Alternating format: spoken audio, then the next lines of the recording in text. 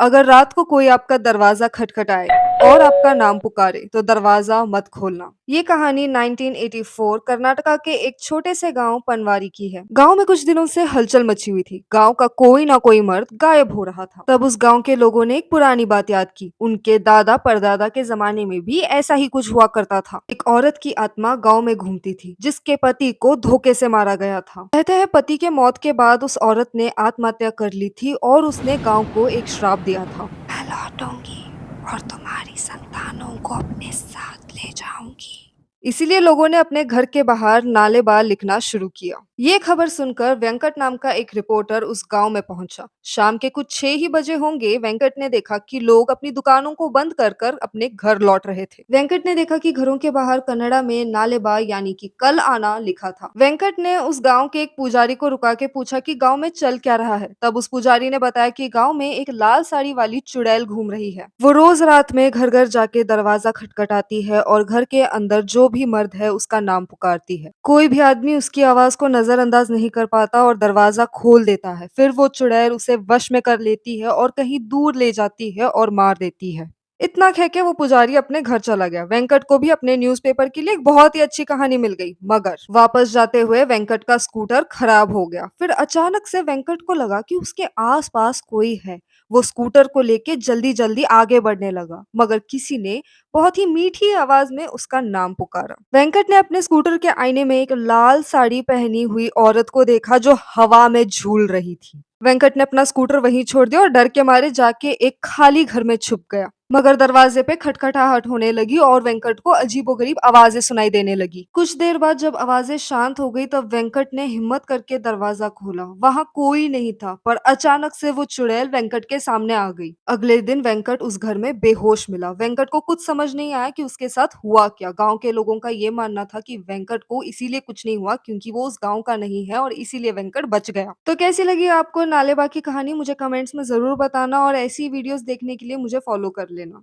क्या आपके घर से पैसे अचानक गायब हो जाते हैं तो ये काम शायद तुयुल या तोयॉल का हो सकता है। साउथ ईस्ट एशियन माइथोलॉजी के अकॉर्डिंग तुयुल एक ऐसी एंटिटी है जो किसी शमन या डाकून के द्वारा ब्लैक मैजिक करके इस दुनिया में बुलाया जाता है। इसे छोड़कर दो और तरीके हैं तुयुल को इस दुनिया में बुलाने के। पहला, अबॉर्टेड बेबी पर एम्बेलमेंट प्रोसेस करके तुयुल को इस दुनिया में बुलाया जाए, या फिर एक ऐसे तुयुल को आजाद किया जाए जो बॉटल में बंद है। तुयुल का कोई बुरा इंटेंशन तो होता नहीं है, मगर उसकी एक डिजायर रहती है कि वो इस दुनिया में एक इंसान की तरह रह सके। और इसी बात का फायदा लेकर शमन या डाकून तुयुल को अपनी तरफ अट्रैक्ट कर लेते हैं और अपने काले कामों को अंजाम देते हैं। यूजुअली तुयुल को बदला लेने के लिए वो लोग बुलाते हैं जो दूसरों को सक्सेसफुल होता देख नहीं सकते, और ये लोग तुयुल की हेल्प से उन लोगों पर इलनेस और डेथ जैसे मिसफॉर्चून तक ला सकते हैं। तुयुल के ओल्ड फोकलोर स्टोरीज को अगर देखा जाए तो तुयुल को वो औरतें जगाती थी जो खुद मां नहीं बन सकती थी। डाकून और शमन की हेल्प से ये औरतें अपने किसी पहचान की प्रेग्नेंट लेडी का गर्भ टाल कर खुद प्रेग्नेंट हो जाती थी। तुयुल के जो ओनर्स होते हैं वो धीरे धीरे ग्रीडी बन जाते हैं, क्योंकि तुयुल उन्हें ग्रीडी बना देता है। क्योंकि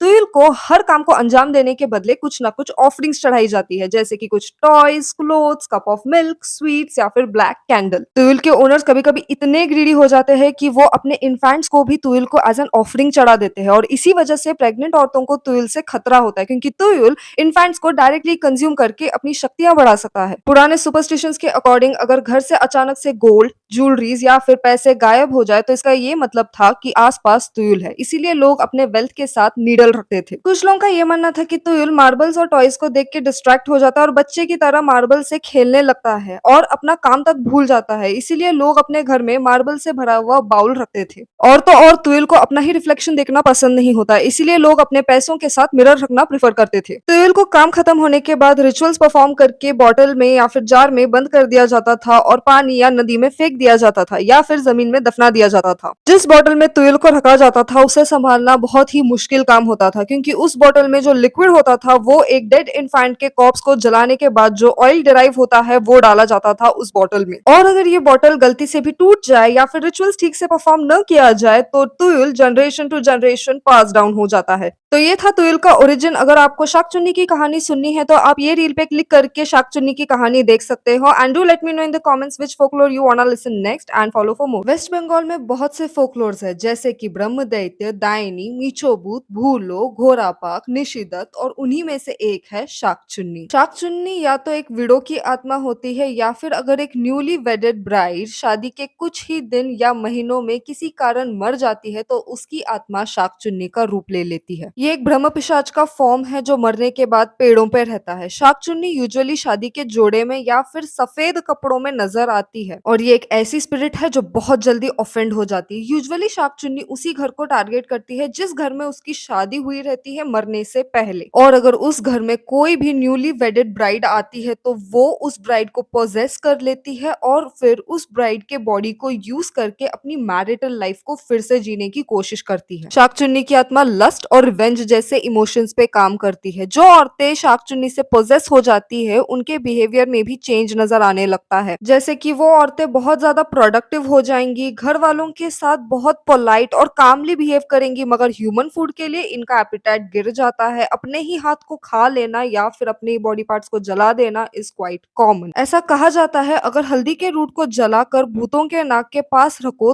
तो एक बंगाली भूत इसे बिल्कुल भी बर्दाश्त नहीं कर पाता। So that was the origin of Shakchunni. अगर आपके गांव में भी ऐसी ही कोई फोकलोर है तो मुझे कमेंट्स में जरूर बताना, क्या पता नेक्स्ट मेकअप उसी फोकलोर से इंस्पायर्ड हो।